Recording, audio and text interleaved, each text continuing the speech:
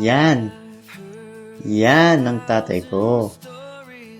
Isang taong laging nakangiti. Isang taong hindi nagsasawang gumabay. At higit sa lahat, isang taong minahal ako mula pa noong ako'y isilang. Masayang masaya siya nang pinanganak ako.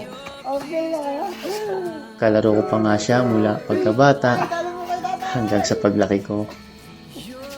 Kasama ko sa pag-aaral noon at saan man kami magpunta, para siyang artista.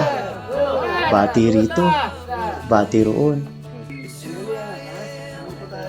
Kahit malaki na ako, tinuturuan pa rin niya ako paano gumamit ng martilyo, paano maging responsable, paano maglinis kahit lalaki ako.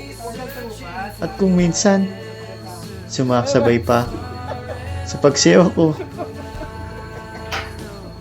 Kahit napapagod siya, hindi nawawala ang ngiti sa kanyang mga labi.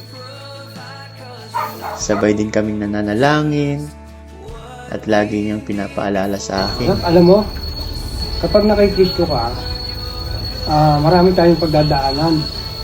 Pero magagawa mo magsaya at ipagpasalamat ang lahat ng ito sa Kanya. Amen? Marami mang pagsubok ang dumating sa buhay ko.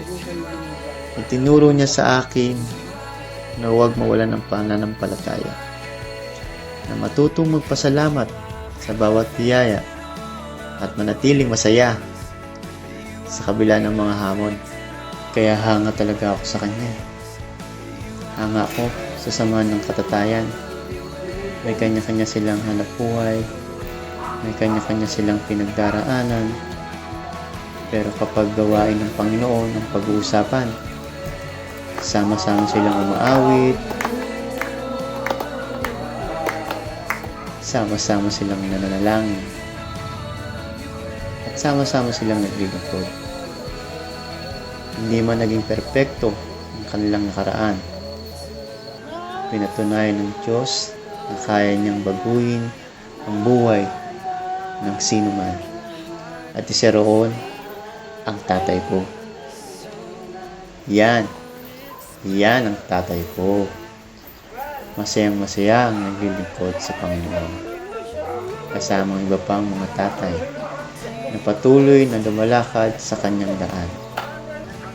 At ako, lubos na nagpapasalamat dahil sa biyaya ng Diyos, nagkaroon ako ng isang mabuting ama. Salamat po, Panginoon. Salamat po. At salamat sa tatay ko. Yan ang tatay ko.